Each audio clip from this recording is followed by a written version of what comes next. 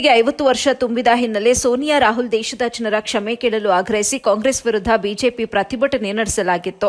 ಇಂದು ಚಿಕ್ಕೋಡಿ ತಾಲೂಕಿನ ಮಾಜಿ ಸಂಸದ ಅಣ್ಣಾಸಾಬ್ ಜೊಲ್ಲೆ ನೇತೃತ್ವದಲ್ಲಿ ಪ್ರತಿಭಟನೆ ನಡೆಸಲಾಗಿದ್ದು, ಪ್ರತಿಭಟನಾಕಾರರನ್ನ ಪೊಲೀಸರು ವಶಕ್ಕೆ ಪಡೆದರು. ಮಾಜಿ ಸಂಸದ ಅಣ್ಣಾಸಾಬ್ ಜೊಲ್ಲೆ, ನಿಪ್ಪಾಣಿ ಶಾಸಕಿ ಶಶಿಕಲಾ ಜೊಲ್ಲೆ ನೇತೃತ್ವದಲ್ಲಿ ಬಿಜೆಪಿ ಕಾರ್ಯಕರ್ತರು ಚಿಕ್ಕೋಡಿ ಬಸವೇಶ್ವರ ಚೌಕ್ನಲ್ಲಿ ಪ್ರತಿಭಟನೆ ನಡೆಸಿದರು.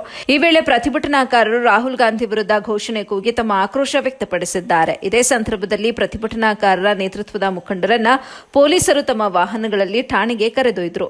ವರದಿ ರಂಜಾನ್ ಮುಜಾವರ್, ಎಬಿ ನ್ಯೂಸ್ ಸಂಸ್ಥಾಪಕರು.